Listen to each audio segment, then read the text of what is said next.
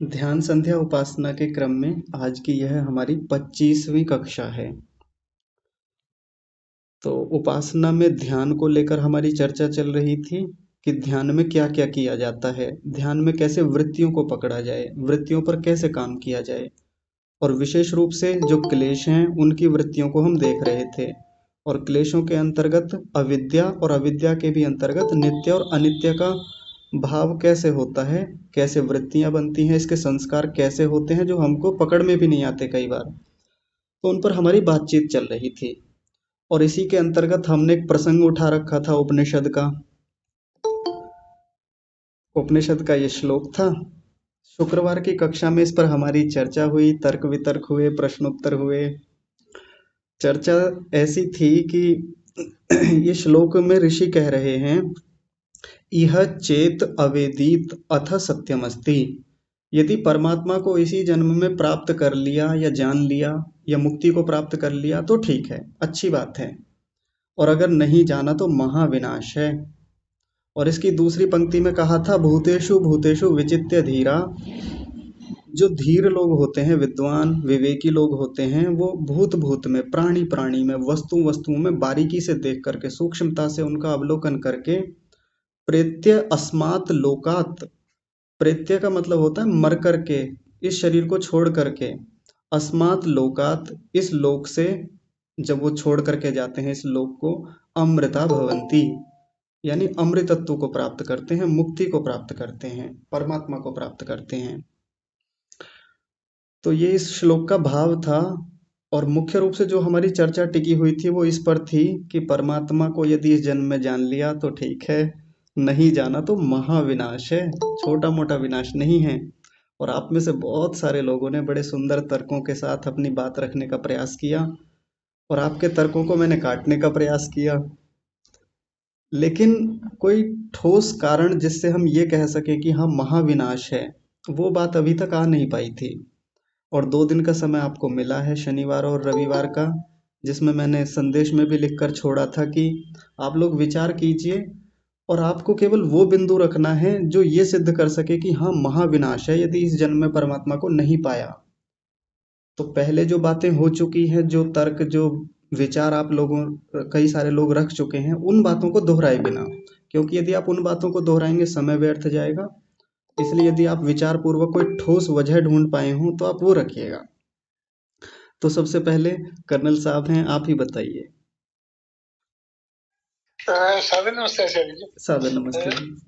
आचार्य जी, जब ऋषि ये कह रहे हैं कि ये महान, ये महती विनष्टि है जी, तो सचमुच कोई बहुत बड़ा कारण होगा, नहीं तो वो ऐसे तो उस चीज को हाँ महती विनष्टि नहीं बोलते। जी, हो सकता है हमें पूरी समझ ना हो, हाँ जी, लेकिन ऐसा लगता है कि ये जो मनुष्य जन्म जो हमें मिला है, जो आज की व्यवस्थाएं मिली है, जो ऋषियों का ज्ञान आज हमें उपलब्ध हो रहा है, जो सत्य ज्ञान हमें उपलब्ध है, जी, आचार्यों का मार्गदर्शन हमें उपलब्ध है, ये इतनी सारी व्यवस्थाएं जो आज हैं, ये जरूर किसी अनंत कर्मों के फल के स्वरूप मिली होंगी। अनंत जन्मों के जो पुण्य होंगे उनके स्वरूप मिली होंगी। मुफ्त तो कुछ मिलता नहीं, ऐसा वो लोग बताते हैं। हाँ जी, तो आवश्यक नहीं है कि हमें अगले जन्म में ये पूर्ण इंद्रियां, पूर्ण शरीर, पूर्ण व्यवस्थाएं, पूर्ण समय, पूर्ण साधन ये हमें दोबारा भी मिल पाए। अगर मान लिया कल अगला जन्म कर्म फल की व्यवस्था के अनुसार ईरान में हो गया या किसी गल्फ वर्ल्ड में हो गया, जी, तो इससे बड़ी महान स्थिति तो कुछ हो ही नहीं सकती। ईश्वर का सत्य स्वरूप तो का मार्गदर्शन तो कहीं मिलेगा ही नहीं वहां पे। जी। तो हो सकता है इस वजह से उन्होंने बोला हो। आपने एक बात रखी कि मान लीजिए हमारा जन्म कहीं ऐसे देश में हो जाए, सीरिया में, ईरान में, इराक में, जहाँ मुक्ति के, उन्नति के अवसर बहुत कम हैं। तो एक उदाहरण रखते हैं आपके सामने, स्वामी सत्यपति परिव्राजक जी का। जिस समय भारत पाकिस्तान के विभाजन की बात चल रही थी और वो भयंकर नरसंहार हुआ था, तो उस समय जो पाकिस्तान जो आज का है उसमें उनका जन्म हुआ था, वहीं रहे थे और उन्होंने अपनी आंखों के सामने अपने परिवार को मरते हुए देखा था। और मुस्लिम परिवार में जन्म हुआ था, उससे भी निकल के आए, स्वाध्याय किया, तपस्या साधना की, और ऐसा कहा जाता है कि उन्होंने ईश्वर साक्षात्कार किया। किया नहीं किया वो एक अलग बात है, लेकिन हम आज उनको आदर्श मानते हैं, उन्हीं के लिखे हुए योग दर्शन को भी पढ़ रहे हैं। तो अवसर तो हर जगह है। हम कहाँ किस देश में जन्म लें, कहाँ किस प्लेनेट पे जाकर लें, किस लोक में जाकर लें, कहा नहीं जा सकता, लेकिन अवसर तो हर जगह है, बढ़ा जा सकता है। आचार्य जी, स्वामी सत्यपति पाकिस्तान में जन्म नहीं हुआ। स्वामी सत्यपति का भी यहाँ रोहतक के पास में गाँव है। रोहतक से जब हिसार रोड पे जब जाते हैं, पहला गाँव उन्हीं का है। अच्छा जी। तो हाँ, वो पाकिस्तान में नहीं हाँ, जन्मे थे। उनके जो है परिवार वालों की जब कुछ मृत्यु हुई, तो उन्होंने मृत्यु का भय लगा, हाँ जी। तब वो हुआ है। तो शायद मेरी जानकारी गलत है। पर हाँ, इतना तो है कि उन्नति के अवसर तो हैं। यदि हम कितने भी बंधन में हो, कहीं भी हों। चलिए मैं और उदाहरण रख देता हूँ, पंडित महेंद्र पाल आर्य जी का। वो तो मौलवी थे, मौलवी नहीं इमाम थे। मस्जिद में विधिवत सब अनुष्ठानों को करते थे जो मुसलमानों के होते हैं। उसको छोड़ करके आए, सत्यार्थ प्रकाश पढ़ा, और आज देखिए कितने बड़े पंडित हैं हमारे यहाँ पर। तो अवसर तो वहाँ भी हैं। ऐसे ही मिल जाएगा अगले जन्मों में भी, ऐसा क्या है। वो महाविनाश क्या है जो अभी हमको दिख सकता है, तो हम तेजी से बढ़ सकते हैं फिर। चलिए और देख लेते हैं बात करके। रश्मि वाही जी, आप बताइए। नमस्ते आचार्य जी। नमस्ते जी। हाँ जी, आचार्य जी, मैं जितना समझ पाई हूँ कि ना, जैसे अगर हमें बार बार किसी चीज की अपॉर्चुनिटी मिल रही है और हम वो चीज प्राप्त नहीं कर पाए हैं, तो हमारी आत्मा भी थोड़ा कमजोर होती जाती है। जी। जैसे कि मैंने बच्चों को देखा है, वो ऐसे मेडिकल की तैयारी करते जाते हैं, हालांकि उनके पास बहुत सारे चांसेस हैं, वो कर सकते हैं, जी। कभी ना कभी तो कर ही सकते हैं। हाँ जी। लेकिन करते जाते हैं, फिर एक टाइम आता है कि वो फिर छोड़ देते हैं, मतलब ऐसे हिम्मत हार जाते हैं। तो मैं ऐसे समझ रही हूँ कि इसलिए बोल रहे हैं ये महाविनाश है, क्योंकि फिर अगले जन्म में हम मिलेंगे तो है, हमें बहुत सारे साधन मिल जाएंगे, लेकिन एक आत्मा का बल भी होता है ना, तो वो थोड़ा कमजोर पड़ सकता है। तो थोड़ा कम पड़ जाएगा, उसमें ऐसा क्या है। मतलब आत्मा कुछ कमजोर हुई, जैसे एक बालक एक साल में एक अटेम्प्ट में कोई एग्जाम को क्वालिफाई नहीं कर पाया, कोई बात नहीं, इसमें थोड़ा सा ही तो हानि होती है। अगले साल फिर तैयारी कर लेगा, अगले साल सफल हो जाएगा। इसी जन्म में क्या महाविनाश है, वो बताना है।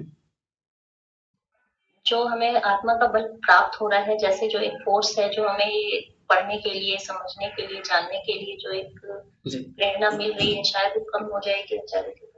नहीं, मैं समझ हाँ, पाई हूँ। ठीक है ठीक है। मैं आप लोगों के लेकिन सामने पहले एक उदा हाँ, पहले मैं आप लोगों के सामने एक उदाहरण रख देता हूँ, तो आप शायद स्पष्टता से समझ सकें। बाकी लोगों ने हाथ खड़े किए हुए हैं ना, फिर आप बताइएगा।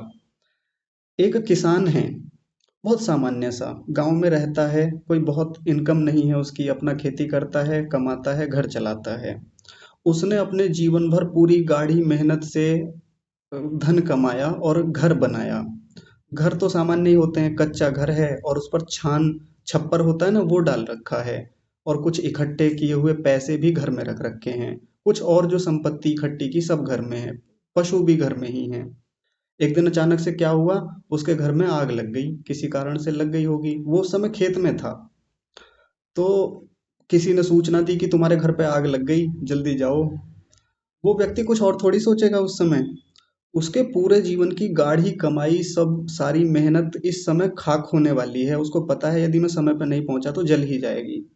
सब छोड़ छाड़ करके वो पहले उसे बचाएगा, क्योंकि उसको क्या दिख रहा है, विनाश नहीं, महाविनाश दिख रहा है। इतना कमाया बच्चों की शादी के लिए, बिटिया हो मान लीजिए उसकी कोई, कि इतना धन इकट्ठा कर रखा है, 1 लाख रुपए 1.5 लाख रुपए वो भी घर में रखे हुए हैं। कितने समय से जोड़ के रखे, और उसको लग रहा है कि इतना जोड़ा और आज सब जाने वाला है। तो महाविनाश के समय वो व्यक्ति रुकेगा नहीं, फिर उसको सच में दिख रहा है, भले ही आंखों के सामने वो सब चीजें नहीं है, खेत में है अभी दौड़ रहा है, लेकिन उसको पता है मेरे पूरे जीवन भर की कमाई बिल्कुल नष्ट होने वाली है, कुछ और नहीं सोचेगा फिर वो। तो हम लोग जो तर्क दे रहे हैं, तो एक बार ये विचार पूर्वक भी देखें, क्या हम सच में वो महाविनाश देख रहे हैं, कि भीतर से बेचैनी हो जाए, कुलबुलाहट हो कि हाँ, महाविनाश तो है जी इसमें सच में। और भले ही हम आज तक ढीले रहे इस मामले में, हम उतना नहीं समझ पाए, लेकिन हाँ, महाविनाश तो भयंकर है। ऐसा ठोस तर्क हो तो फिर बताइए। चलिए, अनुपमा दीदी आप बोलिए। और सादर नमस्ते जी। नमस्ते जी। मैं जितना मैंने कुछ दिनों में पढ़ा तो मुझे ऐसा लगा, और किन्हीं आचार्यों से बात करके भी मैंने पता किया था, मुझे ये समझ में आया कि यदि हमको अगर अगला जन्म मनुष्य का प्राप्त होता भी है जी और लेकिन किसी भी व्यक्ति को मुक्ति के मार्ग में जाने के लिए ऋतंभरा प्रज्ञा चाहिए, और ऋतंभरा प्रज्ञा प्राप्त होती है जब व्यक्ति के की संगति, संस्कार, शिक्षा तीनों का समावेश अगर उसके पास है तो। जी अगर हमें अगला जन्म मिल भी गया, संगति नहीं मिली, संस्कार तो है पर संगति नहीं मिली, शिक्षा वैसी नहीं मिली, तो वो उससे च्युत रह जाएगा। और ऐसे ही अगर संस्कार, शिक्षा है पर संस्कार और संगति नहीं मिला तो उससे भी वो च्युत रह जाएगा। इसलिए इसी जन्म में यदि हम अभी पढ़ते हुए और अपने आप को बदले और ये ऋतंभरा प्रज्ञा, संगति, संस्कार और शिक्षा से प्राप्त करें तो महाविनाश से हम बच सकते हैं। जब आप कह रहे हैं कि एक अवसर ऐसा बन सकता है कि शायद वो वहाँ पर जा कर के संगति बदल जाए, वैसा माहौल ना मिले, परिवेश ना मिले, तो ये गड़बड़ हो सकती है उसके साथ, वो दूसरी दिशा में जा सकता है। लेकिन आप केवल उसी पक्ष को क्यों देख रहे हैं? एक सही अवसर भी तो मिल सकता है, हमने अच्छे का कर्म भी किए हैं तो अगले जन्मों में अच्छी स्थितियां भी मिलेंगी। परमात्मा की न्याय व्यवस्था पे भरोसा होना चाहिए। और यदि हमारे पुण्य कर्माशय हैं पुराने और पाप कर्माशय भी बराबर हो चुके भोग भोग करके, मनुष्य जन्म मिलेगा, बढ़िया ही मिलेगा, कोई संशय नहीं होना चाहिए इस बात में। तो महाविनाश तो कुछ भी नहीं, नहीं वो है। तो ये तीनों का एक साथ मिलना मुश्किल है ना, संगति, संस्कार और शिक्षा। इसके बल पर हम ये ऋतंभरा प्रज्ञा प्राप्त कर सकते हैं। तो अभी मिली हुई है। नहीं, अभी तो केवल संस्कार है, संगति शिक्षा तो दी नहीं है। हाँ जी। तो जब अभी भी नहीं मिली तो ये क्या गारंटी है कि अगले जन्मों में मिल जाएगी? और फिर जैसे होता है ना कि अ, अभी तीनों नहीं है वो, तो उसके ना होने पर भी क्या वो महाविनाश है? नहीं है तो अगले जन्मों में तीनों की संगति बन जाएगी। अभी विनाश क्या हो गया इस बात में? ऐसा महाविनाश क्या है? वो बस उस बिंदु पे केंद्रित रहिए।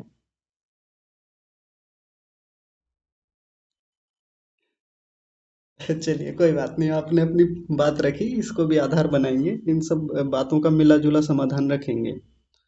जी आगे चौधरी साहब आप बताइए। जी आचार्य जी, सादर नमस्ते। नमस्ते जी। आचार्य जी, शुक्रवार को प्रतिकूलता की वजह से मैं नहीं जुड़ पाया था कक्षा में, बाद में वीडियो देखा मैंने। जी जी कोई बात नहीं। आचार्य जी, वैसे तो ग्रंथों में भी पढ़ते हैं और विद्वान लोग भी बताते हैं कि एक जन्म में ईश्वर की प्राप्ति मुश्किल होती है। हाँ कुछ लोग कर भी लेते हैं। ऋषि ने तो 50 जन्मों तक भी लिखा हुआ है। जी पर इस जो सूत्र है, इस सूत्र में 2 पंक्तियां हैं। हाँ जी ऊपर की पंक्ति तो है कि यदि इस जन्म में हमने ईश्वर को प्राप्त नहीं करा तो हमारा सर्वनाश, मतलब महाविनाश है। हाँ जी और दूसरी पंक्ति ये है कि जो धीर व्यक्ति होते हैं, धीर प्राणी होते हैं, वो अपने धैर्य साधा के साथ पूरे उसको जो है प्राणी के उसमें जो है अपने प्रयत्न में लगे रहेंगे और आखिरकार वो मोक्ष को प्राप्त कर लेंगे। जी तो यदि हम पूरा प्रयास कर रहे हैं ईश्वर को प्राप्त करने के लिए, जितने भी साधन हमें बताए गए हैं जी उनके हिसाब से हम अपना पूरा प्रयास कर रहे हैं अपने विवेक के आधार पर वैराग्य को प्राप्त किया, फिर अभ्यास किया, जो भी साधन है, जितने भी हैं, अष्टांग योग है, ये वो सब है।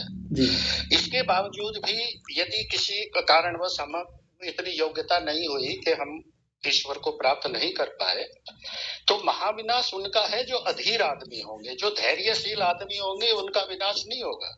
क्योंकि धैर्यशील व्यक्ति तो अपने उसमें लगा रहेगा और अपने जो संस्कार इस जन्म में उन्होंने अपने बनाए हैं, अच्छे संस्कार जो हमने डेवलप किए हैं ईश्वर को प्राप्त करने के लिए, किसी वजह से हम प्राप्त नहीं कर पाए तो अगले जन्म में वो संस्कार हमारे साथ जाएंगे। बहुत बढ़िया। फिर उन संस्कारों के साथ हम फिर और प्रयत्न करेंगे। हाँ जी तो जो धैर्यशील व्यक्ति होगा वो कभी ना कभी इसमें कामयाब हो जाएगा, जो मेरी समझ में आया। हाँ जी ठीक है। तो ये तो वही बात हो गई जो मैं भी कह रहा हूँ कि आगे प्राप्त हो जाएगा, ऐसा क्या है? पर इस जन्म में नहीं पाया तो वो महाविनाश क्या है? प्रश्न वो का वो ही बना हुआ है जी। महाविनाश तो अधीर व्यक्तियों के लिए होगा, धैर्य व्यक्तियों के लिए तो महाविनाश नहीं होगा। नहीं, बात तो यहाँ धीर की ही चल रही है। धीर लोग जी। देखते हैं, धीर लोग ही देखेंगे महाविनाश को। यानी मान लीजिए एक उसी जो मैंने उदाहरण दिया था ना किसान वाला, मान लीजिए उसी किसान परिवार में उसका एक बेटा भी हो और उसको पता नहीं है कि मेरे पिता ने कितनी मेहनत करके ये पैसे जुटाए, ये घर बनाया, नहीं पता। तो वो भी खेत में ही काम कर रहा था उसी समय, और जिस व्यक्ति ने आकर के सूचना दी कि तुम्हारा घर जल रहा है, बच्चे को कुछ पता नहीं है, उसको है कि अरे जल जाएगा फिर बना लेंगे, ऐसा क्या है, बच्चा तो यही कहेगा ना। लेकिन पिता जानता है कि कैसे गाढ़ी कमाई से ये घर बनाया है, कैसे पैसा इकट्ठा किया है, वो सबसे पहले भागेगा। हमको लगेगा कि अधीर हो रहा है वो, पर देखो इसमें धैर्य नहीं है। और बेटा शांत बैठा है मस्त होकर के, वो अपने खेत में लगा हुआ है, लेटा हुआ है, तो दिखने में कौन सा अधीर लगेगा कि देखो पिता कितना अधीर है, कितना बेवकूफ है। अरे धैर्य रखें, धैर्य होना चाहिए हमारे भीतर, क्यों भाग रहे हो, क्यों दौड़ रहे हो। और बेटा बिल्कुल सहज बैठा हुआ है, तो लोग क्या कहेंगे, हाँ ये है धैर्यवान, ये है सहज व्यक्ति। तो विद्या तो उस व्यक्ति के पास है ना, उसको पता है मैंने कैसे एक एक पैसा जोड़ा है, कैसे घर बनाया है, वो जल्दी भागेगा बचाने के लिए। तो आखिर ऐसी क्या कमाई है, ऐसी क्या चीज है जो हमसे जा रही है इस समय। मैं आपको हिंट दे चुका हूँ। तो ऐसी क्या कमाई हमारे पास से जा रही है जो महाविनाश की ओर ले जा रही है हम लोगों को। रखेंगे कोई और अभी उस बिंदु को। चलिए नीति माता जी आप बताइए। नमस्ते आचार्य जी। नमस्ते माता जी। मैं पूरा पिछला वीक ज्वाइन नहीं हो पाई थी, बाहर गई थी जी तो थोड़ा मैंने पढ़ा है और तबीयत भी अच्छी नहीं, लेकिन एक तर्क आया है तो बताना चाहती हूँ जी कि यहाँ जो आपने केनोपनिषद के अगले श्लोक के साथ जुड़ा हुआ है, ऐसा आपने मुझे बताया था जी कि अगला जो श्लोक बोध प्रतिबोध के बारे में। हाँ तो यहाँ सभी ने जो बताया है आगे वो उचित ही है, लेकिन वो बोध के स्तर पर है। हाँ जी हमने सबने बोध ही किया है, और प्रतिबोध तो जब तभी होगा कि जब हम आत्मा के स्तर पर जाकर हमारे क्लेशों को दग्धित करके जी फिर बाद में जब आत्मा का परमात्मा के साथ आत्मा को अपना ज्ञान होता है और फिर परमात्मा का होता है, तो उसी के स्तर पर आएंगे तभी ये प्रतिबोध होगा, तभी उसको ये महाविनाश लगेगा। क्योंकि उन्होंने यहाँ तक आने के लिए बहुत मेहनत की होती है, वासना और क्लेशों को कितना दग्धित किया होता है। और अभी जो भाई साहब ने बताया कि स्वामी जी ने बताया था कि 50 जन्मों तक भी हम पहले से प्रयत्न करते आते हैं, तो इतने सारे प्रयत्न करके आए हुए और इतना उन्होंने वो उनको ये लेवल पर आते हैं, उनकी अविद्या नष्ट होती है, तभी उसको ये पता चलता है कि ये उनका एक ही लक्ष्य रह जाता है कि अभी ये मोक्ष सुख ही मेरा सर्वोत्तम प्राप्त करने का है। उन्हीं के लिए उसकी तलब होती है, बाकी सभी उनके लिए गौण बन जाता है। तो इसीलिए वो ऐसा सोचता है कि वो दूसरे जन्म की राह देखने की उसको उसमें भी, जैसे आपने बताया कि वो किसान को वहां आने के ज्यादा इतनी मेहनत करके घर बनाया, तो उसके लिए वही एक उसका मीन्स नाश होता दिखाई दे रहा है कि उन्होंने पूरा जन्म की मेहनत की है। तो उसी तरह ये योगी जिसको प्रतिबोध होता है और यहाँ तक पहुंचे हैं, तो तभी उनको ऐसा लगेगा कि यही यहाँ तक मैंने इतनी मेहनत की है, तो अभी जो मैं नहीं प्राप्त कर लूंगा तो मेरे लिए महाविनाश होगा, ऐसा मैं समझती हूँ। हाँ ठीक है। देखिए हम सभी लोग यहाँ विचारशील हैं, हम सब लोग भी प्रतिबोध करते रहते हैं, गहराई में जाके चिंतन करते हैं, हम भी आत्मा के स्तर पे, परमात्मा के स्तर पे जाके चीजों को देखते हैं। तो वही तो बात है, हम क्या देख पा रहे हैं ऐसा महाविनाश। हम सब लोग उस प्रक्रिया में हैं, प्रतिबोध वाली में। इसीलिए 2-3 दिन से मैंने आपको उस काम पे लगाया हुआ है कि विचार करें, प्रतिबोध करें। तो अब तक हम उस महाविनाश को कितना पकड़ पाए हैं यही बताना है। नहीं करेंगे तो विनाश तो हो ही रहा है। चलिए और पूछ लेते हैं। दीपक राणा जी आप बताएंगे। नमस्ते आचार्य जी। नमस्ते जी।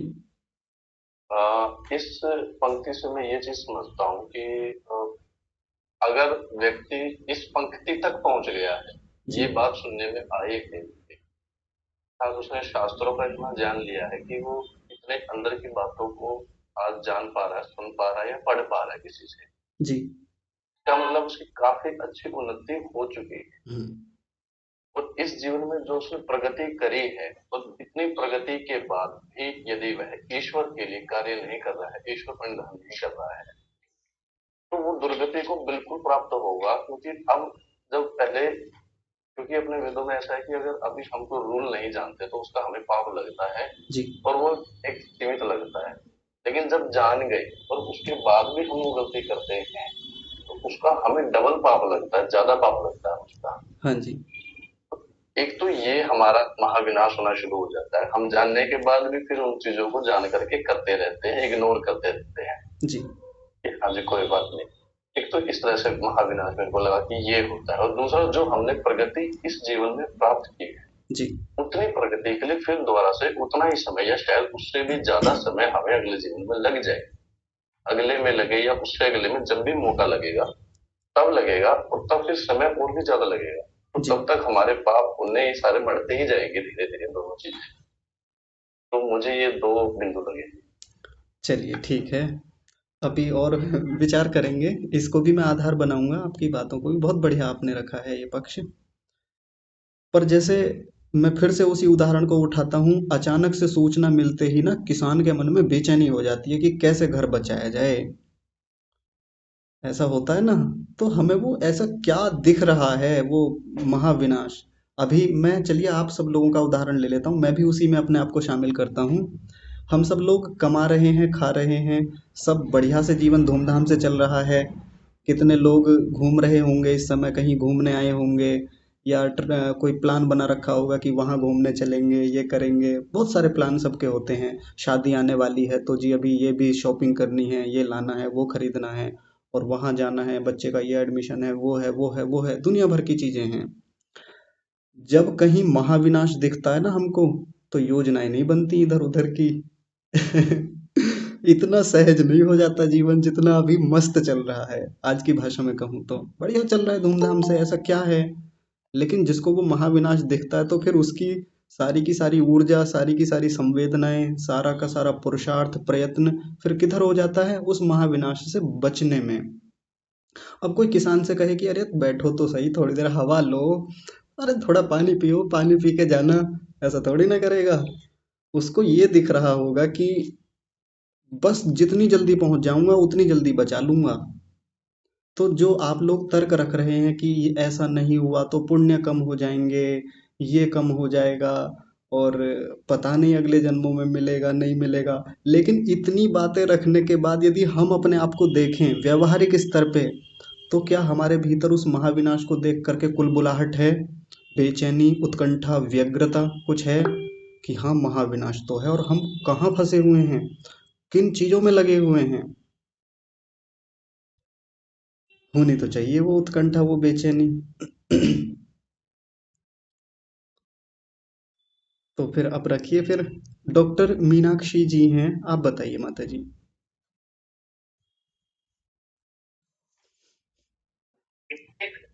हाँ, नमस्ते। नमस्ते जी। ये मुझे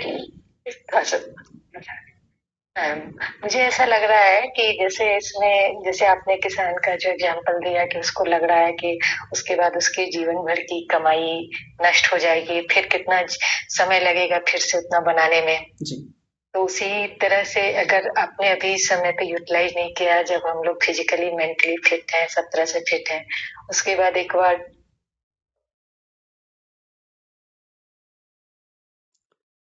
आपकी आवाज नहीं आ रही, शायद कुछ नेटवर्क की समस्या है। माता जी आपकी आवाज बिल्कुल रुक गई है।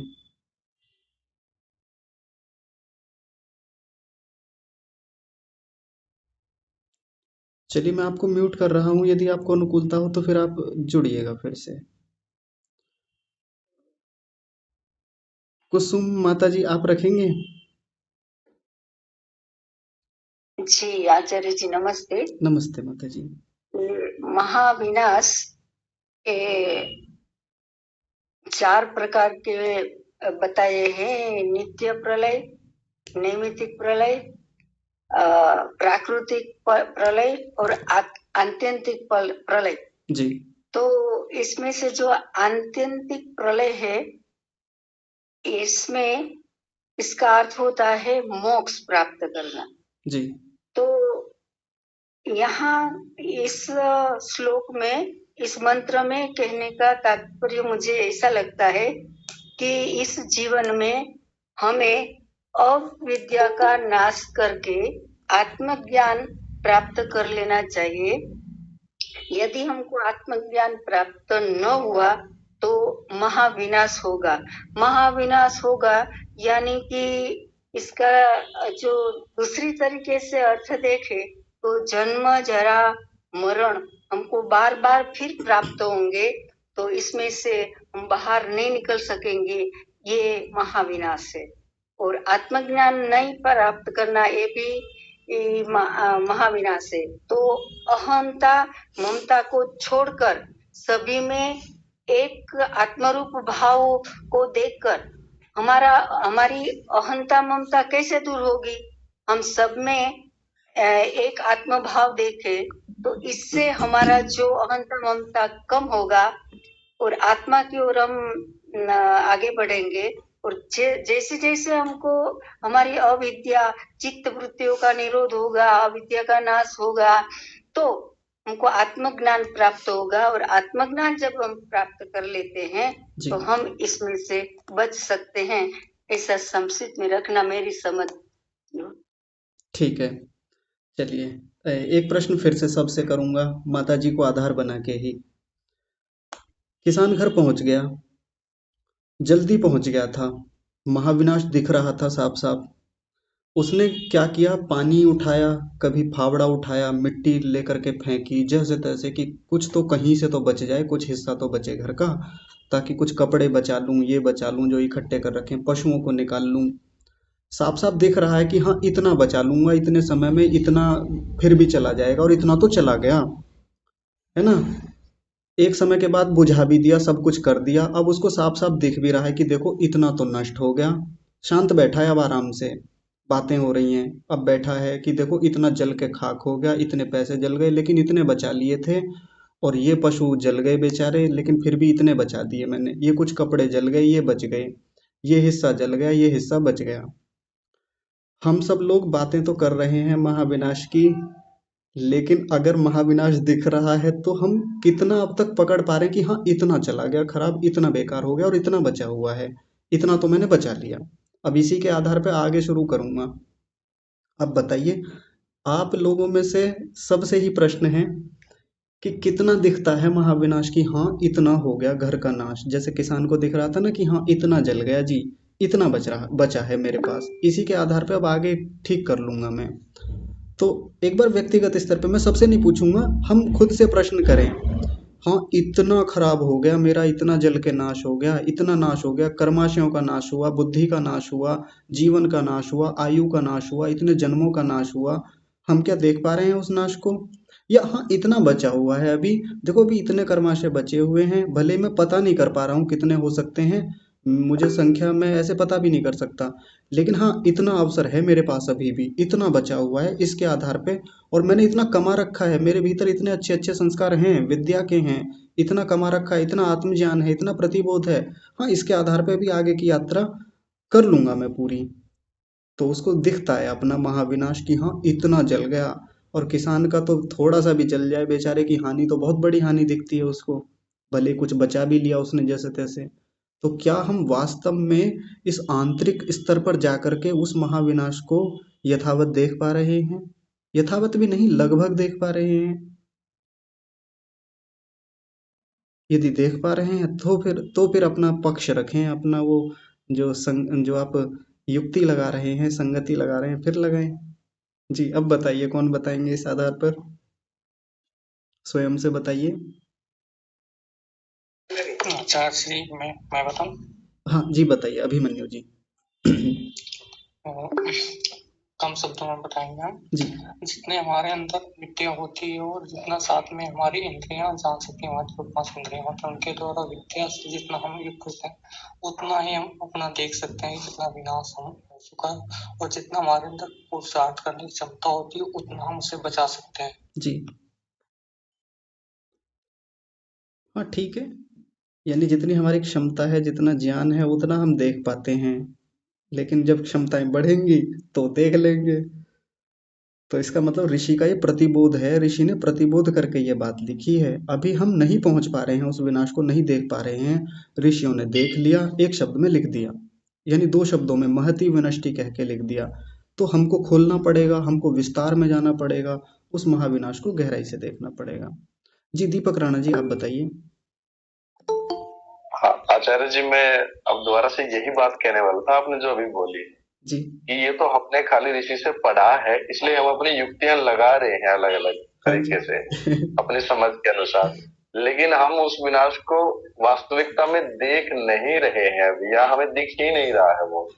जी सच्चाई की बात तो ये है, हाँ हम जी खाली उस पंक्ति की बात कर रहे थे, लेकिन अपने ऊपर लागू करें तो शायद हमें वो दिख नहीं रहा है, हाँ जी और हमें दिख ही नहीं रहा है तो हम उसके लिए प्रयास कैसे करेंगे, उस स्तर तक कैसे प्रयास करेंगे जब तक वो हमें दिखेगा नहीं कि नुकसान हो रहा है हमारा। हाँ हाँ बिल्कुल, और आपका वो पक्ष बहुत बढ़िया था जो आपने रखा था। जी जी, हाँ ठीक है। बस इतनी बात। हाँ जी ठीक है। श्रीमान आदित्य आहूजा जी आप बताएंगे इसमें कुछ, रखिए अपना पक्ष भी। मेरा कहना ये है कि जो आज की स्थिति में पहुंचे हैं उसके लिए हमें बहुत अभ्यास करना पड़ा है, जी और यदि इस जन्म में अभी नहीं कर पाए तो जितना लंबा समय जाएगा हमारा अभ्यास छूट जाएगा। जी तो अभ्यास छूटने के कारण फिर वो उस स्थिति में नहीं पहुंच पाएंगे। ये एक मेरा और सोच है, विचार है। और अभ्यास बढ़ता भी तो जाता है, जैसे मैं नहीं, इस जीवन में नहीं हुआ तो अगले जन्म में तो अभ्यास छूट जाएगा ना, इतना लंबा समय जाएगा तो। नहीं क्यों छूट जाएगा, अभ्यास तो और भी बढ़ जाते हैं, जैसे किसी जन्म में नहीं हो पाया और व्यक्ति आगे प्रयास कर करके और बेहतर स्थितियां बना लेता है, पिछले जन्मों में नहीं थी वैसी स्थितियां, खूब होता है। एक लंबा अंतराल आ जाता है उसमें, तो जैसे ही समय बीच में जाता है तो अभ्यास छूट जाता है। ये सामान्य रूप से जो हम जैसे परीक्षा की तैयारी कर रहे हैं, कोई हमारे भीतर स्किल है, तो उसमें तो गैप आए तो हम एक बात समझ में आती है कि हाँ अब अभ्यास छूट गया तो मामला कमजोर पड़ गया है अभी। लेकिन ये आध्यात्मिक स्तर पे जब चीजों को देखा जाता है तो जहां से हम अपनी यात्रा समाप्त करते हैं ना, अगले जन्मों में मामला वहीं से शुरू होता है, क्योंकि संस्कार वही के वही हैं, स्थितियां भीतर की वैसी ही हैं, कुछ परिवर्तन नहीं आता। और कितने लोग बचपन से ही बड़ी शीघ्रता से बढ़ते दिखाई देते हैं, यानी अभी थोड़ी समझ बनी है, 14-15 साल के हुए हैं और बड़ी जल्दी उनकी गति हो जाती है किसी भी क्षेत्र में। तो अब नहीं, लेकिन शिक्षा तो जो मिलती है वो तो नैमित्तिक शिक्षा से ही वहां तक पहुंचेंगे ना, स्वाभाविक शिक्षा तो होगी नहीं मनुष्य के उसमें भी। तो नैमित्तिक शिक्षा जब मिलेगी उस स्थिति तक पहुंचेंगे, उसमें बहुत लंबा समय चला जाएगा जिसमें वो अभ्यास छूटा रहेगा।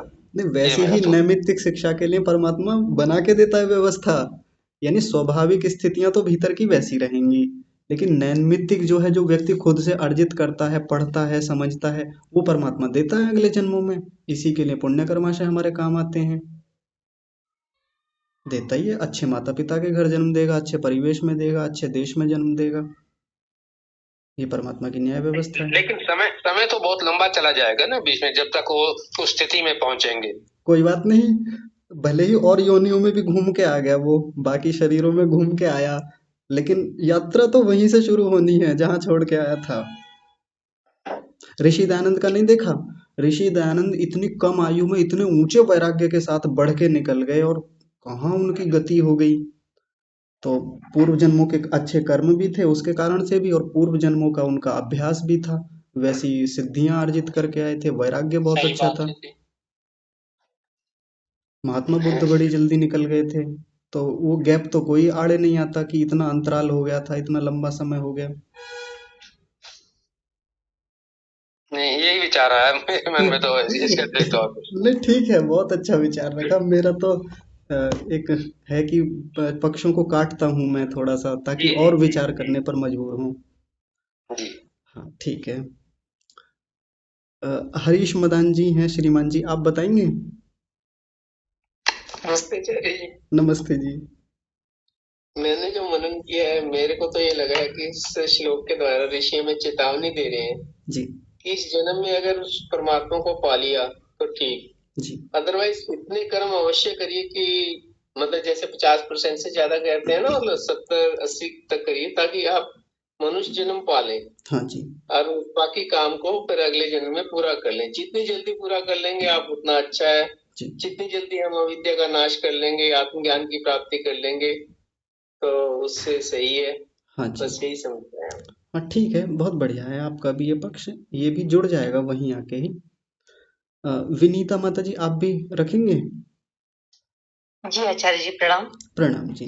पहली बात तो कल और परसों के संध्या में यही विचार मंथन चलता रहा, लगातार ये क्लास ही चलती रही, बिल्कुल स्मृति वृत्ति के माध्यम से लगातार चलती रही। जी तो मेरा जो समाधान हुआ कि एक मनीषी ने लिखा है, न काल करे सो आज करे सो अब, पल में प्रलय होएगी फिर करे कब। हाँ यानी कि समय जो प्रवाह से अनादि है, अनादि तत्व है, प्रवाह से जी उसके बीत जाने पर वो समय वापस नहीं लौटता है। जी। बस ये चीज मेरे दिमाग में आ गई थी, मैंने कहा मैं इसको रख देती हूँ। ठीक है, यानी भविष्य का क्या पता कि क्या हो, इसलिए अभी जी कर जी लेना चाहिए। जी बिल्कुल। हाँ, और आपकी जी भाषा में कहें तो आप जिस फील्ड से हैं, कि मान लीजिए एक व्यक्ति को 6 अटेम्प्ट मिले यूपीएससी के लिए, जी यूपीपीसीएस के लिए, तो भले ही देने को वो छठे अटेम्प्ट में जाके दे ले, पास हो जाए, पर फिर आगे उतनी अपॉर्चुनिटी नहीं रहती कि वो ऊपर सचिव स्तर तक जा सके, या ऊंचे सेक्रेटरी लेवल तक, जो भारत सरकार में बड़े ऊंचे पद आईएएस ऑफिसर को मिलते हैं, वो नहीं मिल पाएंगे। आप ऐसा ही कहना चाह रहे हैं ना। जी आचार्य जी, मैंने एक हाँ एक मिनट से लोगों का एग्जाम छूटते देखा है, एक मिनट से हाँ उनका बाहर से अंदर आना मैंने छूटते देखा है। हाँ जी हाँ जी बिल्कुल।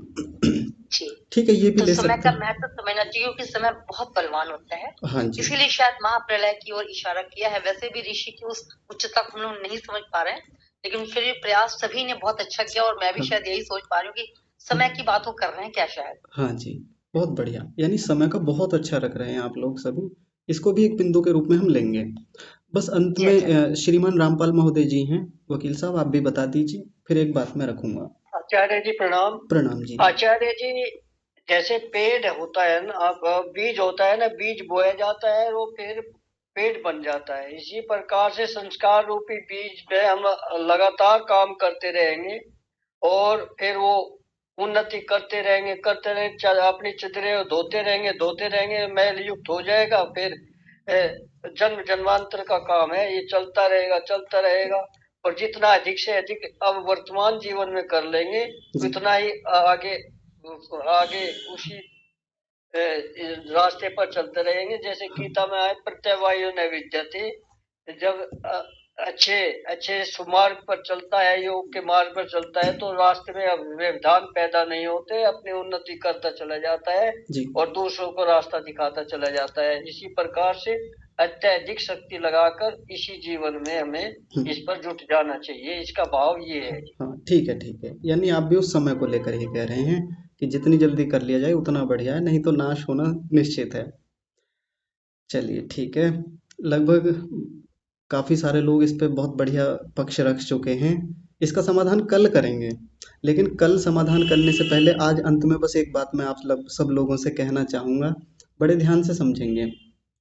कई लोगों को ये लग रहा होगा कि ये कहाँ लाके उलझा दिया, हम तो अब तक संध्या कर रहे थे, 15 मिनट वाली, आधे घंटे वाली, 10 मिनट वाली, 20 मिनट वाली, और कौन सी वाली, वही मंत्रों वाली। बस मंत्र पाठ करके उठ जाते थे, या थोड़ा मंत्रों का चिंतन कर लिया, थोड़ा जप कर लिया, वो सब बढ़िया चल रहा था। कहाँ लाके इन विचारों में, इनमें उलझा के रख दिया। कई लोगों को लग रहा होगा ऐसा, इतनी बढ़िया तो विधि सीख के आए थे उपासना की, 10 मिनट में काम हो जाता था, 15 मिनट में ना कोई उलझन, ना कोई चिंतन, ना मनन, ना विचार, ना ये सब इतना दिमाग को जोड़ देना, कुछ नहीं, बढ़िया चल रही थी, और यहाँ लाके उलझा के रख दिया। तो इसमें बस एक बात कहूंगा कि बचपन में जब मैं एक विद्यालय में पढ़ता था, सरस्वती शिशु मंदिर में, तो वहाँ 2 प्रकार के आचार्य थे। तो उनमें एक आचार्य जी जो थे, वो जब किसी विषय को पढ़ाते थे तो बहुत गहराई से पढ़ाते थे, बहुत गहराई से। वो पता है उनका तरीका क्या होता था? वो बच्चों को कहते थे कि हाँ भाई, आज का पाठ कौन पढ़ेगा? जैसे मान लीजिए आज छठा पाठ शुरू होना है, पढ़िए। तो बच्चे जल्दी खड़े होकर पढ़ते थे एकदम से, जी मैं पढ़ूंगा, मैं पढ़ूंगा। और एकदम से जब वो पढ़ने खड़े हुए तो वो कहते थे शुरू से पढ़ो। तो बच्चा जहाँ से पैराग्राफ शुरू होता है वहां से पढ़ना शुरू करता है। वो कहते यहाँ से नहीं, और ऊपर से, जहाँ से चैप्टर का नाम है, जैसे मान लीजिए चैप्टर का नाम है विद्युत, वहीं से पढ़िए, ऊपर से पढ़ के लाइए और नीचे आए, हेडिंग वेडिंग सब पढ़ने हैं। जब वो पहला पैराग्राफ उसने पढ़ लिया, तब वो कहते थे अब रुक जाओ, किताब बंद कर दो, अब ये बताओ क्या पढ़ा। तो बच्चा आश्चर्यचकित एकदम डर जाता था कि मैंने तो इस तरीके से पढ़ा ही नहीं, कि अब मैं क्या बताऊं इनको। तो शांत हो जाते, फिर उनको बुलाते और डंडे लगाते, यानी सजा देते थे कि जाओ बैठो, अगली बार से ध्यान से पढ़ना। अगले लड़के को खड़ा करते, अगले अगले बच्चे को, कि हाँ कौन सुनाएगा अब सब डरते, क्योंकि पढ़ते पढ़ते कैसे याद कर लेंगे इतनी सारी चीज़ों को, और वहां से पढ़वा रहे हैं बिल्कुल ऊपर से, जहाँ से कोई टीचर ध्यान भी नहीं देता, ना बच्चे ध्यान देते। तो जब ऐसा सब होने लगा, बच्चे कतराने लगे उन अध्यापक से, बहुत कतराते थे और उनको बहुत गालियां देते, उनका नाम भी बिगाड़ के रखा हुआ था। तो एक दूसरे भी अध्यापक थे हमारे उसी स्कूल में। वो क्या करते थे, वो आते सीधे, वो कहते हाँ भाई छठा पाठ निकालो और प्रश्न उत्तरों पे आ जाओ सीधे, और निशान लगा लो, पहले प्रश्न का ये उत्तर यहाँ से यहाँ तक का लिख लेना, पेपर में आएगा, लिख के आ जाना, बढ़िया नंबरों से पास होगे। वो अध्यापक हमको बढ़िया लगते थे उस समय। इतना आएगा, इतना याद कर लेना, रट लेना, लिख लेना, ये पूरा चैप्टर पढ़ने की आवश्यकता नहीं है। तो फिर ये एनसीईआरटी ने इतनी बड़ी जो किताब छाप दी, वो इतनी क्यों छापता? प्रश्न उत्तर लिखवा देता, बस कहानी खत्म। और प्रश्न भी उतने ही लिखवाता जितने से पेपर में आने थे, परीक्षा में आने थे, उतने ही लिख देते।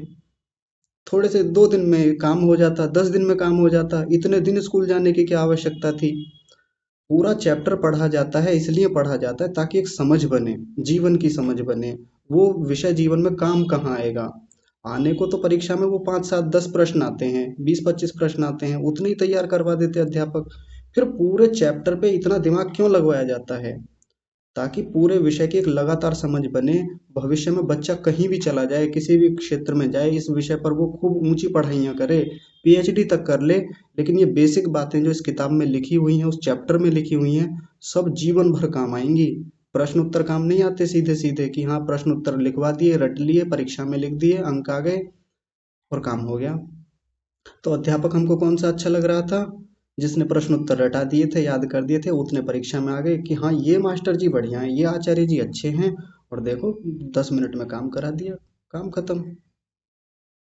और वो वाले वो जो थे उनकी हम बड़ी निंदा करते थे, आलोचना करते थे, लेकिन आज मुझे वो याद आते हैं, उनकी शैली मैंने पकड़ी और उसी के माध्यम से सन 2012 से मैंने पढ़ाना शुरू किया, और वही शैली आज तक पकड़ रखी है।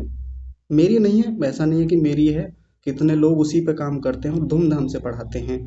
तो उपासना भी ऐसा ही विषय है, केवल कुछ 2 4 बातों को पकड़ लेने से कि हाँ इतने से पकड़ लेंगे तो कल्याण हो जाएगा, विचार तो करना पड़ेगा, दिमाग तो लगाना ही होगा, तभी ये बुद्धि के ऊपर लगा हुआ जो जंग है, आवरण है, ये हटेगा। ऐसे नहीं कि केवल वो 10 15 मिनट की मंत्रों वाली संध्या कर ली, एक फॉर्मेलिटी पूरी कर ली और आ गए और कहने लगे हाँ उपासना तो हो गई। अंततः हमने पाया क्या, हमको मिला क्या, ये देखना है उपासना से। यहाँ तक आकर हम आज तक कितना विनाश देख पाए, कितनी महती विनष्टि देख पाए अपने जीवन में, लक्ष्य तक कितना पहुंच पाए, कितना बचा हुआ है ये देख पाए। और ये सब चिंतन मनन विचार विमर्श से आता है और ध्यान में बैठकर देखना है ये सब, यानी प्रतिबोध करना है, जिसकी चर्चा हमने पिछले दिनों की। तो इस बात को लेकर बिल्कुल चिंता न करें कि ये कहाँ लाके उलझा दिया, कहाँ इतना चिंतन मनन में घुसा दिया। बढ़िया परमात्मा का ध्यान चल रहा था, अच्छे से 10 मिनट में करके उड़ जाते थे। तो ऋषियों ने इतने बड़े बड़े ग्रंथ लिख दिए, उनका कितना चिंतन रहा होगा, तब जाके ये छोटे छोटे से सूत्र लिखे हैं। ऐसे ही नहीं लिख दिए कि मुंह में ऐसे ही दिमाग में आया और बस एक श्लोक की रचना कर दी।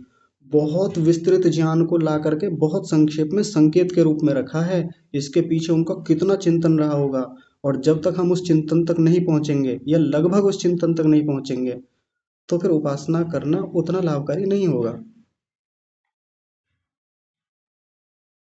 ठीक है जी, तो कल की कक्षा में इसका समाधान करेंगे धूमधाम से, और शुरुआत समाधान से ही होगी। फिर अब आप लोगों के प्रश्न लेना उतना भी ठीक नहीं रहेगा, फिर समय बहुत चला जाएगा।